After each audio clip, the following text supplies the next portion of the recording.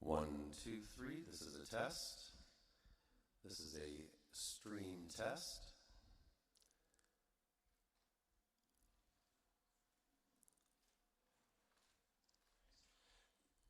One, two, three.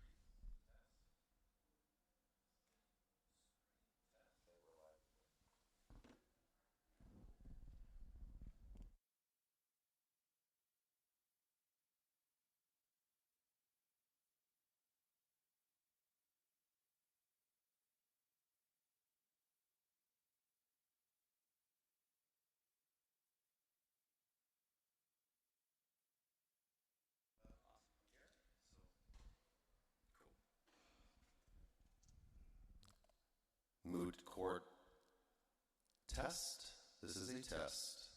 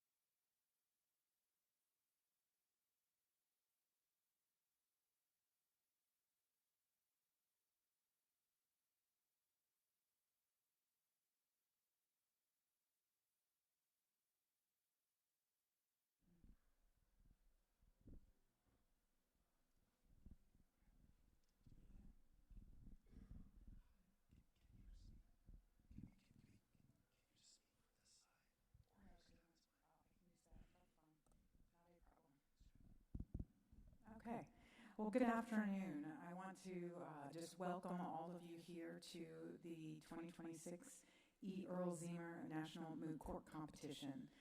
My name is Jackie Steele, and I'm one of the chairs of the competition. I'd like to introduce the other chairs who have worked so hard on putting together today's program, all of the things that led up to the program, and who actually have spent almost a decade, each of them, on the committee with me, working hard to keep this program together and to provide the quality experience that we're able to provide for the law students who participate. We have Tracy Hyde, who is a co-chair. She's right here. She's serving as our bailiff timekeeper today. We also have Amy DeGuzman, who is in the front row, and Alora Hodgetts. And they just work so hard throughout the year for this program, and I'm grateful to be working with them. Just to give the audience a little bit of information about our program, we have had the fortunate experience of having 26 teams participate in this year's program, and they came from 16 different law schools throughout the country, representing 6 states, including Michigan, Mississippi, Texas, Illinois, Florida, and Virginia. And one of the unique things about our program is that we are co-sponsored by WCI and the National Association for the Workers' Compensation Judiciary. And the benefit of that is immeasurable. However, just by way of explanation, we've had in excess of 39 judges participate throughout the course of this competition, representing 16 different states throughout the country. Every round of the competition leading up to today's final round is judged by sitting adjudicators throughout the country. And I do believe we're the only national program that is able to afford that type of learning experience to the students. And frequently, what I hear year after year is that the quality of the students in their arguments and representation is beyond compare. And unfortunately, for those of us who have spent many, many decades practicing, we frequently hear that I wish the practitioners who came in front of me were half as prepared as the students. But it just speaks volumes to the legal education that is being provided to students throughout the country, and we are very fortunate to have them participate in our competition. And so the rounds that occurred July 31st, we had the 26 teams argue throughout the course of that day on Zoom, and they went through 2 preliminary rounds. In advance of the competition, they have to submit a written brief, and then the 16 teams that had the highest scores advanced that same day to what we call a Sweet 16 round. And then the top 8 teams, we bring them here to Orlando each year, and they argued yesterday and then went to in a quarterfinal round, and then the top 4 teams argued yesterday in a semifinal round to then bring you the top 2 teams for our national competition who will be arguing here today. The other fortunate thing that we have experienced since partnering with the sponsorship from the National Association of the Workers' Compensation Judiciary is the ability to alternate our problem, given that our intent to reach national scope. We alternate our problem from a Florida problem to another state's problem every other year. And so this year we were able to work with General Counsel from South Carolina to have a South Carolina-based problem. And so I'm just so grateful to Keith Roberts, Madison Seeley, and Eric Baxley, who are all with the General Counsel and General Counsel's office. They put an incredible amount of work into preparing the record and problem that the students have been arguing throughout the competition. I'm going to turn it over to Keith Roberts to give you a little synopsis of the problem before you hear the arguments before the court. Thank you, Judge Steele. And I must say, we were thrilled when we were contacted and asked to prepare a South Carolina case. And workers' comp is a robust practice in South Carolina. There are a number of published decisions from our appellate courts on workers' compensation issues each year. And while this is a fictional fact pattern, a lot of the scenarios were pulled from real, actual cases that have come before the commission, and final sign-off on this was given by our commissioners, looking at it through the lens that they would be looking at in a real case. And So just briefly, I want to go over, for those of y'all that aren't familiar with the fact pattern, how this kind of works. And so this is an appeal from the South Carolina Workers' Compensation Commission to the South Carolina Court of Appeals. And in South Carolina, when there's a claim under the Workers' Compensation Act, the first level is you get a full hearing before a single commissioner. That is a bench trial. That is where witnesses testify live, and a record is created. And then either party is dissatisfied with the decision of the single commissioner. They can appeal to the full commission. And the full commission usually sits in panels of 3. And they have de novo review, but only de novo review of the issues that were raised on appeal. And so those arguments are typically conducted as oral arguments similar to what you would see in an appellate court, and then the full commission will either remand it to the single commissioner for additional findings or issue the final decision of the commission. Once the final decision of the commission is issued, the parties then have 30 days to appeal it to the courts. Long ago, it was appealed to our county courts of general jurisdiction. That law was updated so that now decisions from the Workers' Compensation Commission go straight to the Court of Appeals. And in South Carolina, our Court of Appeals is a court of errors. You are guaranteed a appeal to the Court of Appeals, and that is the first time that the constitutional judiciary takes a look at a workers' compensation decision. And so, of course, it is up to the judiciary to say what the law is. They give no deference to the commission on rulings of law. Typically, findings of fact are deemed valid by the commission so long as they're supported by substantial evidence. However, in cases where a finding of fact determines jurisdiction of the commission, the court can take their own view of the evidence without deference, and that is the case here. This case involves 2 big legal issues. The first one is a contested death claim, and the question in that is whether there's an employer-employee relationship or if this was an independent contractor. And then the second question is if it is a compensable death claim, under the Workers' Compensation Act, there is a schedule of benefits for a death that are payable to the dependents. And so death benefits are not payable to the decedent's estate. They are not subject to probate, and most importantly, they are not subject to the decedent's creditors' claims. And so there are some categories of people that are presumed dependents: a surviving spouse, a minor child living in the home. Everyone else has the burden to prove that they are dependent. And so in this particular case, this involved a guy named Ben Jovi, who was the lead vocalist in a house band that worked almost exclusively with a specific wedding venue. And on the night of one of the weddings, a piece of lighting equipment that the band member had been working on ended up falling and killing him. The employer took the position that he was not an employee and so did not file the initial first report of injury, reporting this as a death claim. Meanwhile, the decedent's nephew had been living with him and he had been paying some of his bills. And so the nephew initiated the claim by filing a request for benefits, claiming that he was a dependent. That went to the single commissioner and the full commission.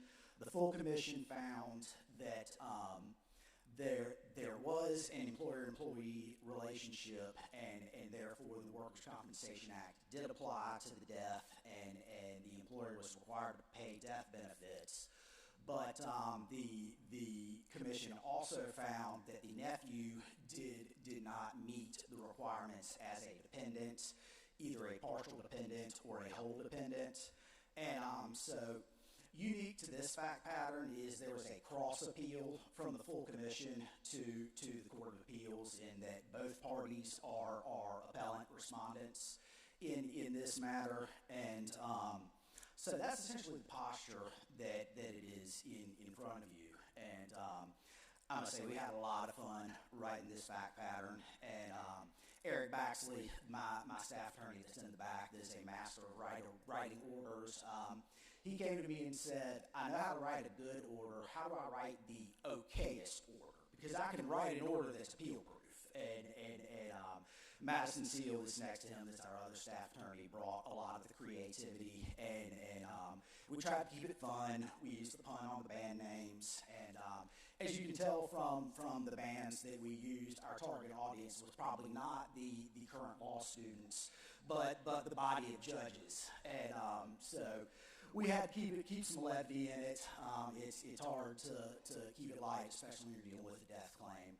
But very interested to see what litigants have to argue. And thank you so much for allowing South Carolina to participate in this program.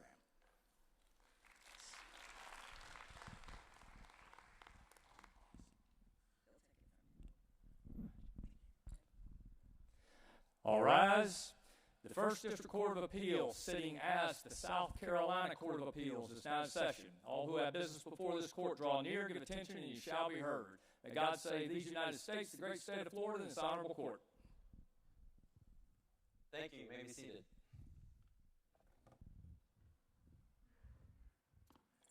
Good afternoon, and welcome to this special sitting of the Court of Appeals.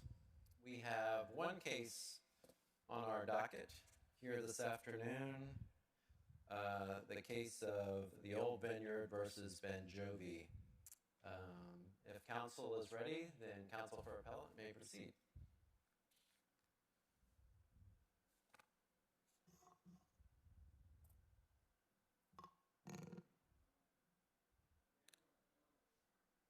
May I proceed? You may. Good afternoon, Your Honors, and may it please the Court. My name is Reagan Visker, and I represent the appellants, the Old Vineyard and Ludwig Insurance. I will be addressing Issue 1, asking this Court to reverse the Commission's finding that Mr. Jovi was an employee. And my co-counsel, Mr. Jones, will address the issue of dependency. We would like to reserve 2 minutes for rebuttal. Okay, I note that. Now, the 15 minutes on the clock now, is that your 15 minutes? And then he will also have 15 minutes as far as the time goes? No, Your Honor. We'll divide our time 7, 6, and 2 minutes. Very good. Thank you. Of course. This court should reverse the Commission's finding because the right to control test that South Carolina uses to make this determination weighs in favor of independent contractor status. And the claimant has not met their burden of proof based on the record below. The right to control test uses 4 factors: the direct evidence of control, the furnishing of equipment, the method of payment, and the right to fire without liability. I understand the 4 factors that we're considering. If you could address for me, there's a distinction between actual control versus right to control. So give me your best list of factors that support there was a right to control or there wasn't a right to control. There was no right to control here. And the right to control looks to whether the vineyard could have controlled the means, the methods of the band's work, particularly. And the bow ties had operational and creative control. Those facts that weigh in favor of no control here are that Mr. Jovi would connect with Mr. Skinner on a weekly basis before the gigs, and he would agree to those gigs ahead of time, as seen on the record on pages 18 and 19. Mr. Jovi and the bow ties remained free to work elsewhere. As reflected in the record on page 11, they did so, and Mr. Skinner would hire other bands for the vineyard when they couldn't make it. But does it make a difference here that essentially it looks like they were functioning as the house band? Like this is the default band that you get if you go to the Old Vineyard, and that they were, you said that it wasn't exclusive, but it pretty much was very close to exclusive, wasn't it? It was continuous, Your Honor, but a venue can have a preferred contractor that they continue to use. And the fact that they were referenced as the in-house band on the contract doesn't establish that there was an employment relationship. It's merely how they were referred to. And venues can have required independent contractors. And those independent contractors may be subject to a minimal level of control. For example, in Farrar versus D.W. Daniel High School, this court found that a referee was an independent contractor, where the school told them which games that they would be refereeing and which rules to enforce, but they had no authority over how the referee enforced them. And here, that's a similar situation. While Mr. Skinner maybe told Mr. Jovi when what songs to play, he didn't have control over how the bow ties played those songs. Is this a case of that basically comes down to rating the credibility of witnesses? Because it seemed like the band member made it out like this was a pretty strict arrangement. Like they were taking instructions from Mr. Skinner or the old vineyard versus how Mr. Skinner describes it. And isn't that sort of a fact finder oriented decision? There is evidence in the testimony of Mr. Skinner that he was their client, not their manager. And while other evidence may be reflective of a different relationship, the fact is that the claimant has not brought documentation sufficient to show that they were an employee. We have no payroll here. We have no evidence of an employment contract or of an employee handbook. Didn't each of the band members get paid individually? Isn't that typical in an employment relationship as opposed to a contractor relationship? The fact that the band members were paid individually doesn't outweigh the overall substance of the payment method here, which was tied to a project, and that's the wedding. The bow ties would agree ahead of time in the client contracts how long they would be performing for, so any additional hours were agreed ahead of time. This isn't like a worker who clocks in at McDonald's, and if they have to stay late, they get paid overtime. Instead, when they did agree to extra hours ahead of time, they were paid at a lower rate than their typical rate. Does it weigh in your favor or against that the venue charged $5,000 to a client for the band? The band was paid $4,000. So the vineyard, your client, made $1,000 on that contract. That doesn't weigh against independent contractor status. It points to the fact that there was perhaps a subcontracting relationship here, where the clients would contract with the wedding venue, and then the wedding venue contracted with the bow ties. And another point on their method of payment, Your Honors, Mr. Jovi, while not given benefits and not on a payroll, was given a 1099 form, which is a strong indication of independent contractor status, as this court found in Ray versus Covington Realty. And the second factor is furnishing of equipment, which also weighs in favor of independent contracting status. This factor... It seems like that evidence was mixed. Like there's some of the equipment is furnished. A lot of the sound, the stage equipment is furnished by the venue, though they have their own instruments. Isn't that correct? The essential elements that were required for the job were the instruments, and the bow ties provided those instruments. What we have here, Your Honors, is these facts taken together, which paint a picture of a very good business relationship between the bow ties and the venue. And perhaps the bow ties were their favorite contractor. But a continuous relationship like this is not an employment relationship under South Carolina law. This court should reverse. Thank you. Thank you.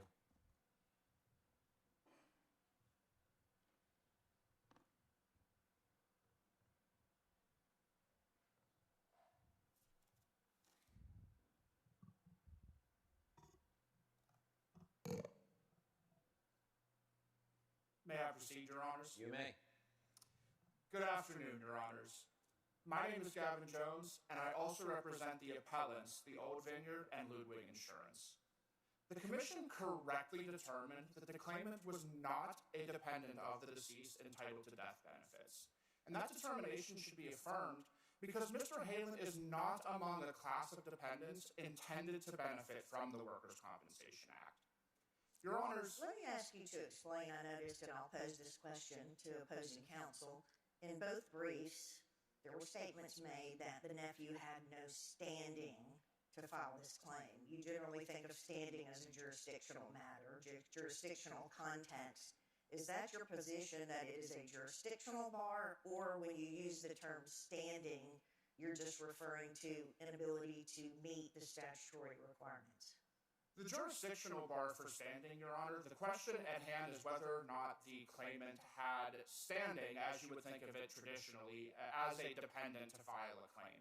And so if the claimant cannot establish that he has standing as a dependent, the claim for dependent, whether he be a full or partial dependent, is not properly before the commission and therefore not properly before the So he court. can't bring the claim, we don't have jurisdiction over him, or your argument is he doesn't meet the statutory requirements of a defendant? It would be both, Your Honor. However, as the threshold matter, the court would not have jurisdiction over Mr. Halen as he was not a dependent.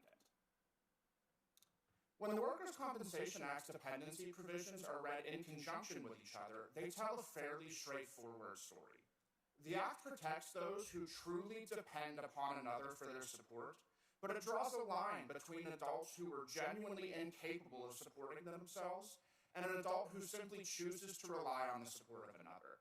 As a healthy, capable 31-year-old man, Mr. Halen falls on the latter side of that line. So you say this is just charity. This wasn't any sort of obligation, no moral component, as one of the cases talked about, but this was a charity thing.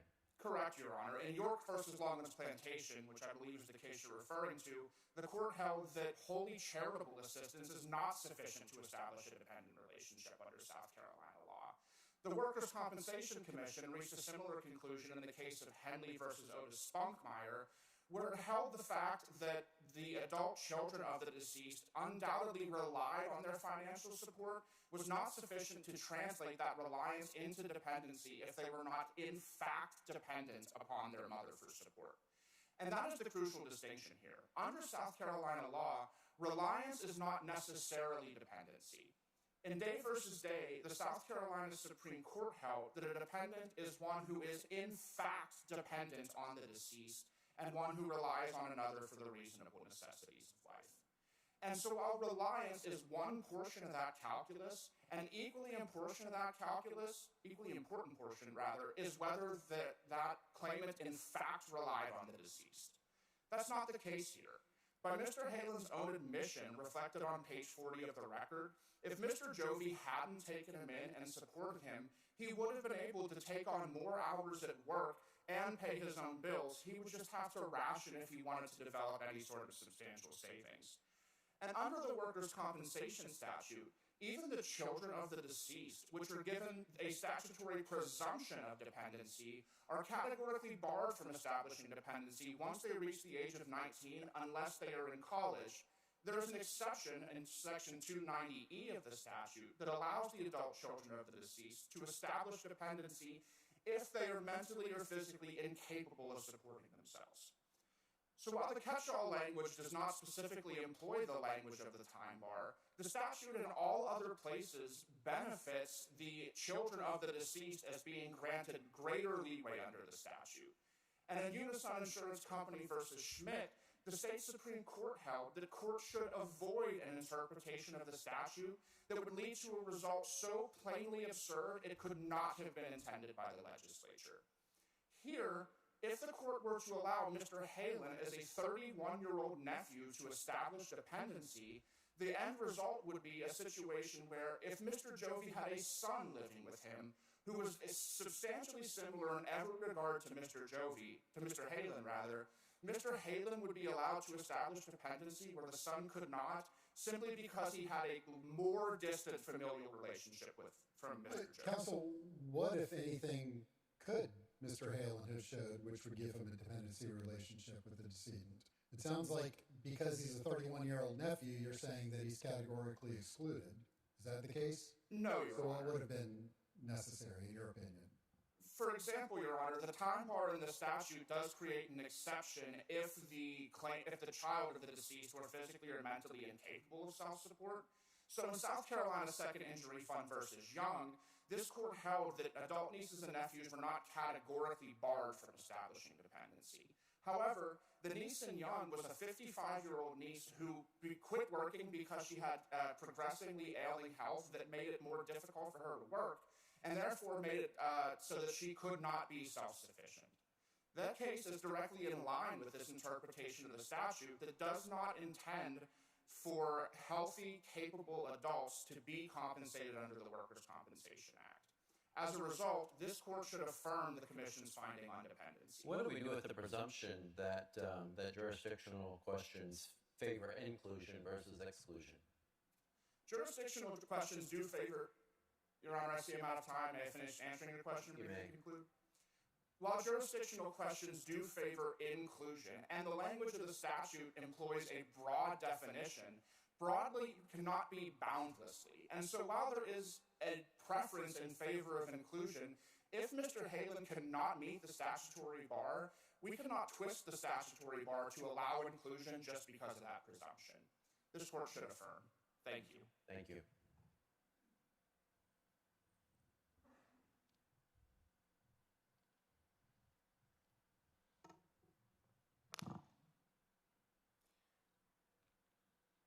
You may proceed.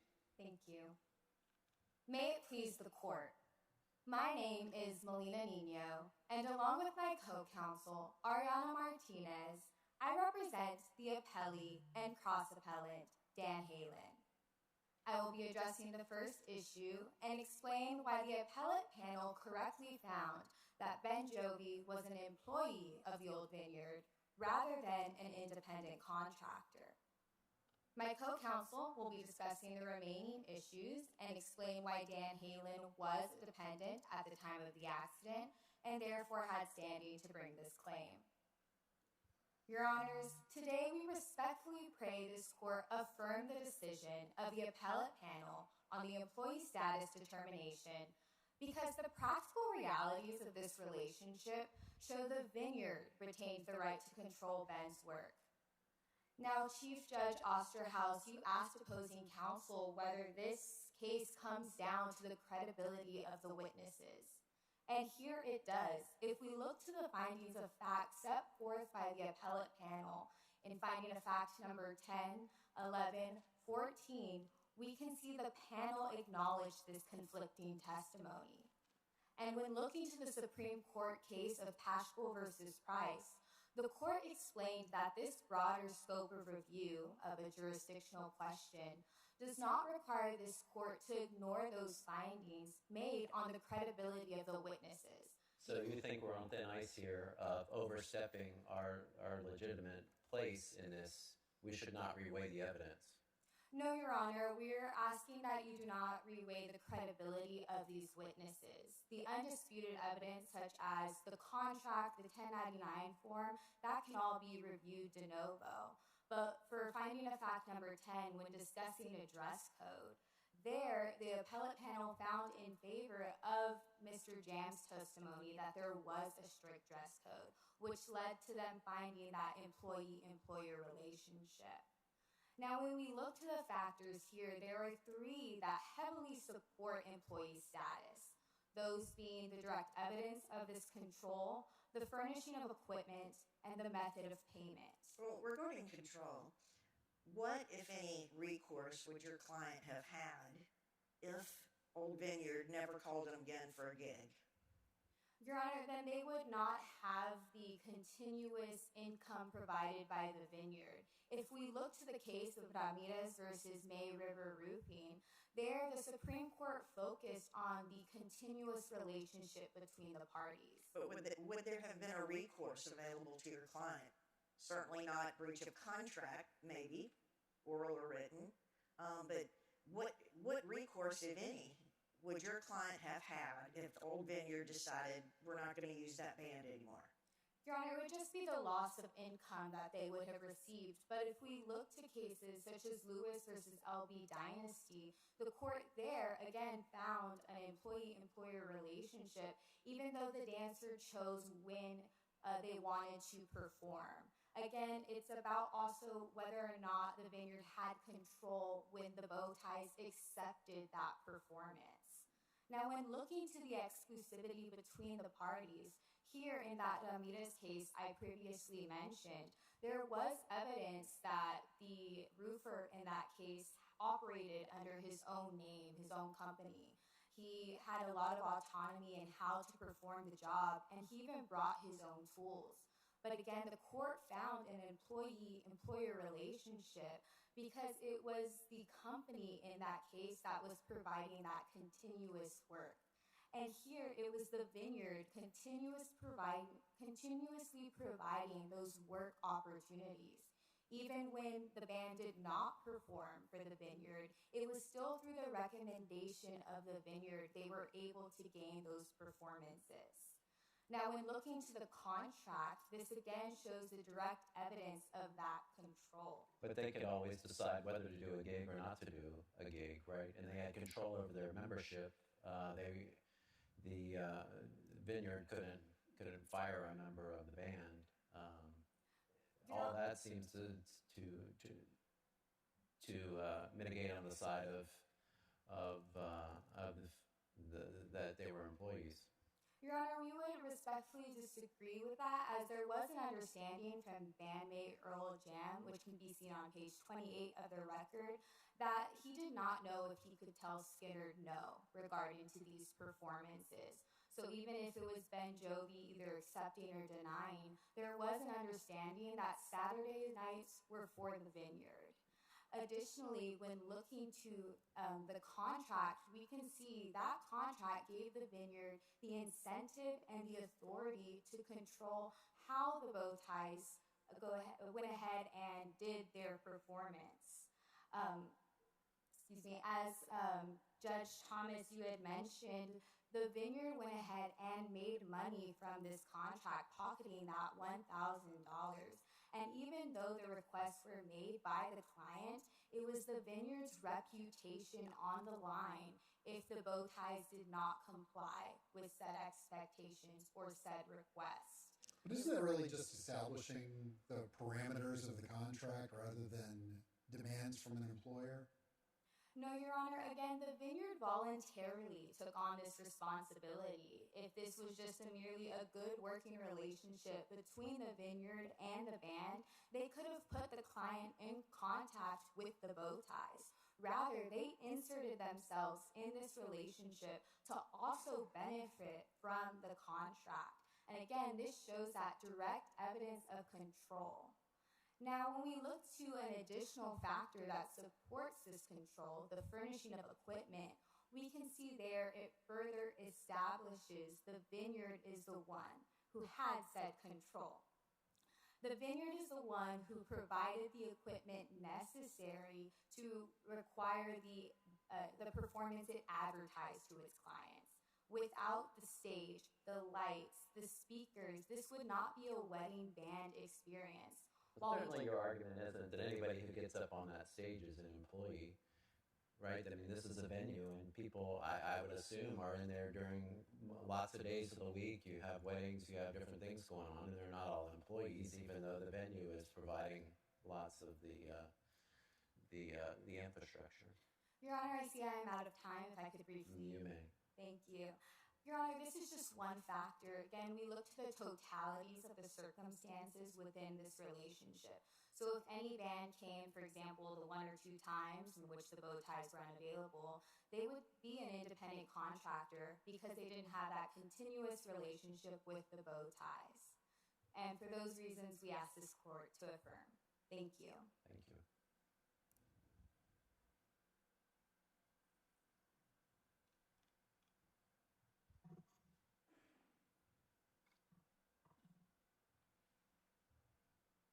May proceed. Good afternoon, Your Honors, and may it please the court. My name is Ariana Martinez, and I too represent the appellee, the decedent Ben Jovi, by and through Dan Halen in this appeal. At this time, appellee respectfully requests 1 minute for rebuttal. I believe that that they're going to rebut, and why don't you just take all of your time right now, and they'll do their 2 minutes on the other side, and then we'll be done. Yes, Your Honor. Your Honor, I will be addressing the second and third issues presented for review. That the claimant, Dan Halen, qualifies as a dependent and therefore has standing to be entitled to death benefits under South Carolina's Workers' Compensation Act. Your Honors, this court should reverse the decision of the appellate panel on the second and third issues for the following 2 reasons. First, because the appellate panel improperly considered the scope of dependency, which turns on actual reliance and not the mere ability to earn. And second, because establishing dependency here aligns with the South Carolina legislature's goal in enacting Section 42-9-120 of the South Carolina Code. And now, before I get to my first reason, Judge Thomas, you had asked about the standard of review here, the issue of standing and the jurisdictional question. Now here, standing is that jurisdictional question that is reviewed de novo. And here it is established because the claimant here meets the qualifications of dependency, and that is what creates standing. Now, turning to my first reason on why this court should reverse the decision of the appellate panel is that dependency turns on that actual reliance. Now, actual reliance under this court's precedent and the South Carolina Supreme Court's precedent constitutes a factual dependency in addition to a legal dependency. First, the factual dependency is that the claimant relies on the decedent for the reasonable necessities of life. And then second, the legal dependency is that the decedent undertook an obligation to provide that assistance to the claimant. Now, going to the first section in factual dependency here, we can see through the record... Why isn't this just charity? I mean, as your colleague said, this is a 31-year-old healthy, working, able to work individual who does chip in for groceries and bills and whatnot in a way that normally your kids don't do that. Why isn't this just charity? Chief Judge, you had acknowledged about the charity, and appellant had cited the case in Young versus Longlands Plantation, or York versus Longlands Plantation. And in that case, it is different because there needs to be something more for such assistance to not be deemed voluntary or charitable. There needs to be that moral, equitable, or legal obligation, that legal dependency by the decedent to create the dependency status here under South Carolina law. And there's no moral case here that he had to provide this to him, is there? There is a moral and equitable obligation that we can see. Now, we understand here that the legal dependency is not satisfied here in terms of the legal obligation, but it is satisfied under that moral and equitable obligation because what York elaborates is that there needs to be an affirmative undertaking by the decedent to provide that support. Now, I want to acknowledge here that we are not arguing today that the claimant is akin to an adult child. He is not a child of the decedent. What he is an adult nephew, and he is receiving significant financial support similar to this court's opinion in South Carolina Second Injury Fund versus Young. In Young, it was similar. A decedent uncle had offered to his 55-year-old niece financial support, and in exchange, upon accepting that offer, she would quit her job and would focus on her health as she was ill. But what we have here in that case, and similar to here, is a quasi-contract of sorts. Well, doesn't it rub against that argument that your client actually was saving money? He was pumping money into a savings account. So doesn't that throw a bit of a kink in your arguments? We acknowledge on page 12, finding of fact number 21, that there is that relatively untouched savings account, but the record does not provide that there is a significant portion of funds in that savings account. What we do know from the record and the findings of fact is that the claimant had worked inconsistent part-time hours at $9 an hour at his work at a bar. that if we look to how much money he would put into the savings each month, would not be a significant portion to establish any financial independency at the time of the decedent's death. It is important to note that the South Carolina Code establishes that the dependency status exists when there is looking at the facts at the time of the decedent's death and at least 3 months prior. And now what we have here at that time, looking at page 2 of the claimant's deposition, is that the decedent uncle here had offered to the claimant that financial support, and in exchange, the claimant would get his band off the ground, work on his band. And he accepted that offer, and that is what he did for nearly 2 years. So it sounds like this is a business back venture. So are we in danger if we adopt your rule of any business-oriented venture where the entrepreneurs are living off the funding of the venture backers all of a sudden become responsible in workers' comp? We would not be in danger of that here. If we look, it is simply a relationship between an uncle and a nephew, and a relationship that is found deeply in their love of music. If we look at the record in the claimant's deposition, the claimant says he wanted to help. The decedent wanted to help the claimant get his dream and his band off the ground, have his band come to fruition with that love of music. And so that fear of the public policy here would not be dispositive for the purposes of determining dependency status here. He also wanted him to pay rent, didn't he? If we look at Exhibit 4, yes, he did want to have him pay some rent. Page 1 of Exhibit 4 provides those text messages. The decedent texted to the claimant that, "I think it's time you start paying rent." Not a lot, but we can talk about it later. That was April 19th. And further, if we look, he had passed away in April of 28, and the claimant acknowledges on page 8 of the record that it was never sorted out. This was an unfinished rent discussion that did not create this change of circumstances. And thus here, what we have is that establishment of an affirmative undertaking by the decedent, and thus this quasi-contract that created that legal dependency. And in addition with that factual dependency, the utilities, the phone bill, the child support obligation. That is what creates dependency here under South Carolina law. And it is for these reasons that we ask this court to reverse on the second and third issues. Thank you. Thank you very much. Rebuttal?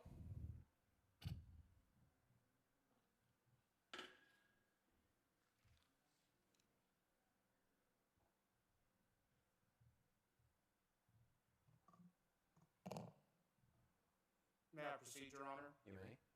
Thank you. Your Honors, employment status is a jurisdictional question. So under Wilkinson, this court may take its own view on the preponderance of the evidence. Chief Judge Osterhaus, you asked opposing counsel if Mr. Jovie was free to turn down engagements with the Old Vineyard. The record on pages 18 and 19 contends that the answer to that question is yes. Mr. Skinner would ask Mr. Jovie whether or not the band was available to play concerts on Saturday nights. He could not compel Mr. Jovie to come to work, and there is no indication that Mr. Jovie was available to come to work and get paid without the bow ties as a whole.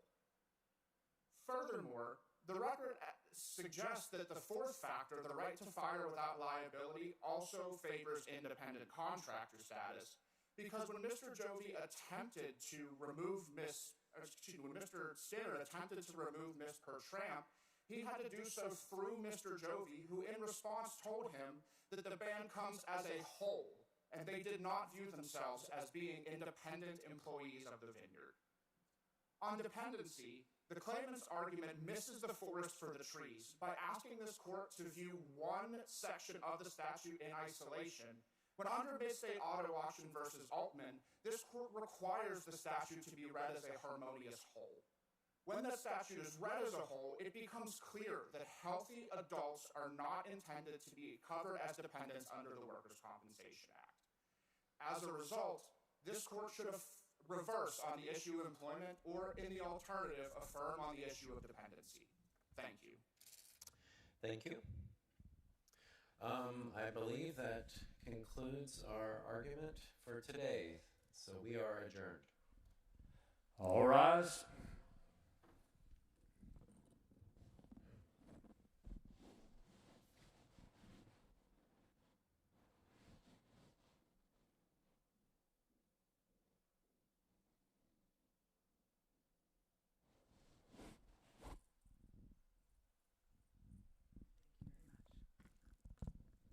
Okay, you all may be seated, and while the court is in deliberation, I will be making some announcements relative to awards that were a part of our preliminary round sessions and the briefs that were submitted in advance of all of the oral advocacy rounds.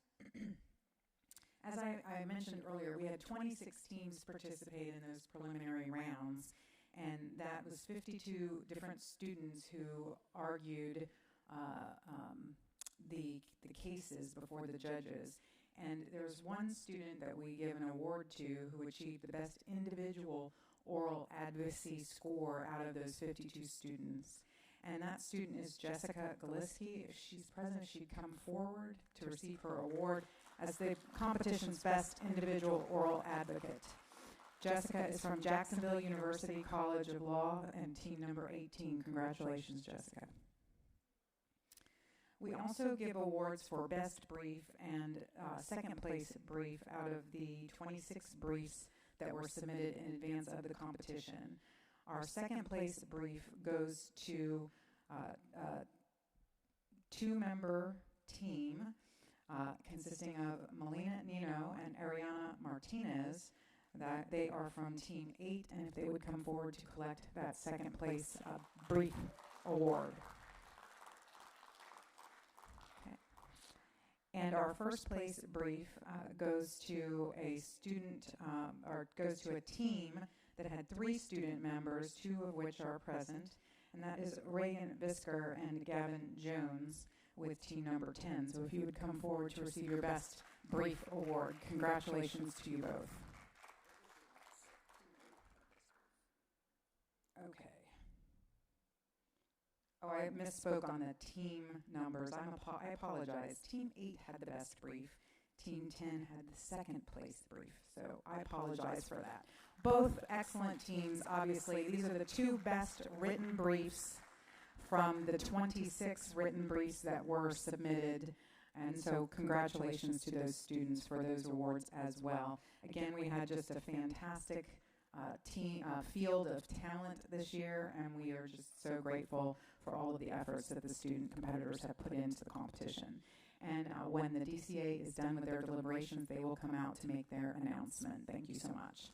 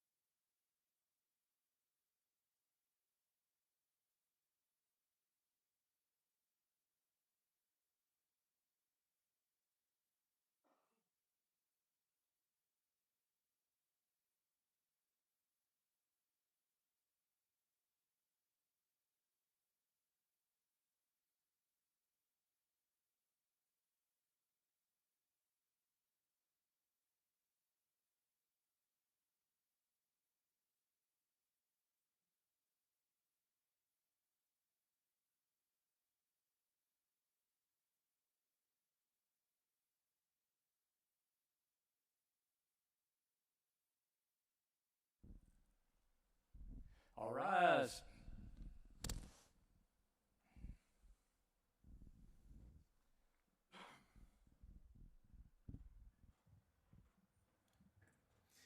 Thanks, you may be seated.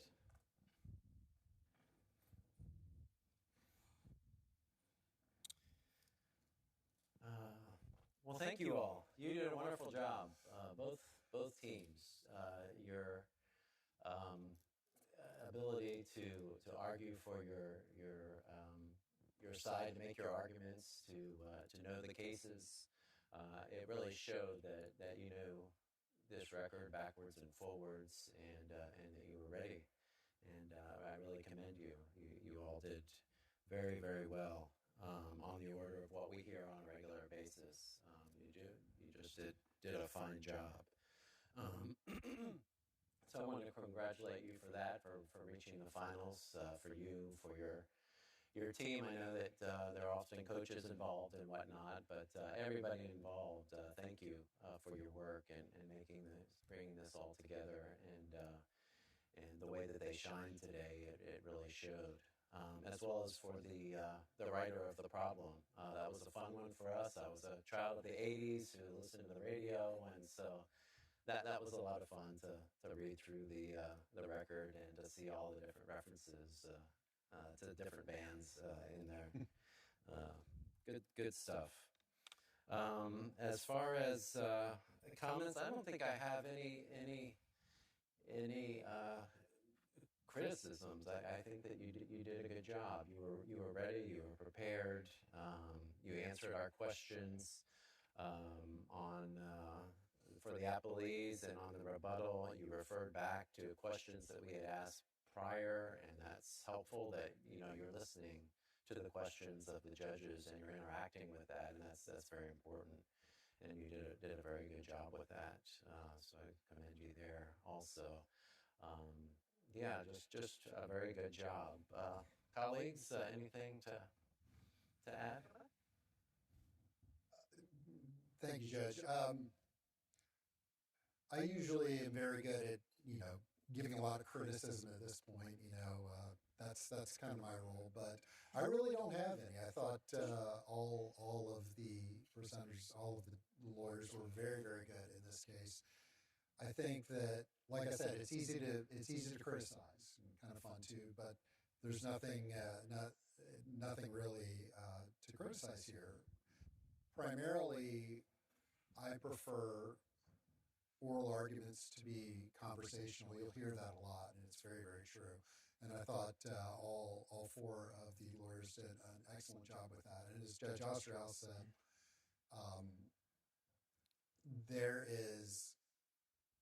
there's nothing worse than asking questions and then getting an answer to something else rather than one that you asked, or asking about case law and not hearing anything about that answer.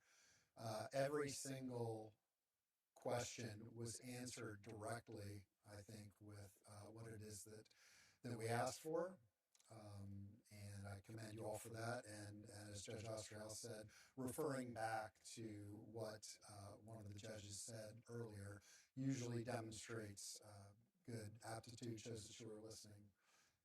So again, I think that all of the attorneys in this competition did an excellent job.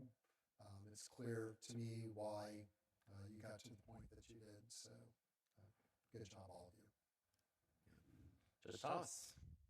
Great. I would just mirror those comments, and congratulations to all of you. This was wonderful. And every year, I'm amazed. I told Tracy that y'all just get better every year. And I can tell you, you do a better job than most of the seasoned attorneys who come before us. So you should really be proud of yourself for your composure and for overcoming sort of the nerves of the situation. And as Chief Judge said, the best oral arguments to me are conversational. It's like having a conversation about the law. I find it frustrating when attorneys come before us and they have their list, their outline, and I don't care what we say, they are going to argue this outline, which is really, you're wasting your time with us. Oral argument is the court's time. It's not your time. We're granting oral argument for us to relay to you where we're thinking about the case. And whether you think, why are they thinking that way? They're way off, they're way off the railroad tracks. At least we're telling you that's where we're going. It gives you the opportunity to get us back on the tracks if that's the argument that you want to make. I thought y'all did extremely well in thinking on your feet, and especially appellees. I've always said to some of the classes I teach at FSU that if you're an appellee, you should really come in with a blank notebook, and you're writing down what we're asking the appellant, and then you're reacting as we're conveying what our concerns are. Y'all did a super job of that, and you did as well in getting up and saying, Chief Osterhouse, you asked a specific question, or Judge Thomas, you asked this question. That's excellent, because you're listening to us. You're pivoting based on what we're conveying to you is going to be important to us. One of the things I would encourage you to do as you move forward in your what will be successful careers, I could tell already, is when you're at whatever level of the court, certainly at the appellate level, I would have liked to have seen from both sides more of a concentration on the plain language of the code, especially in the dependency issue.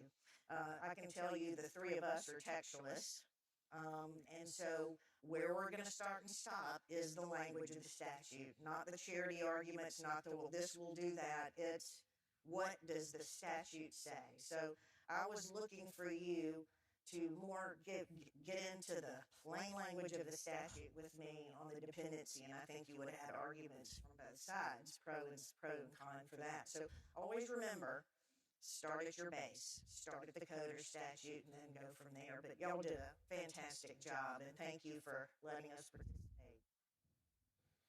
Thank you, Judge Thomas. And now for the hard part. You all did such a fine job. This was a difficult one for us and very close, and perhaps even a divided vote back there. But we are pleased to announce that the winner of this year's competition is Team 8, Melania Nino and Ariana Martinez.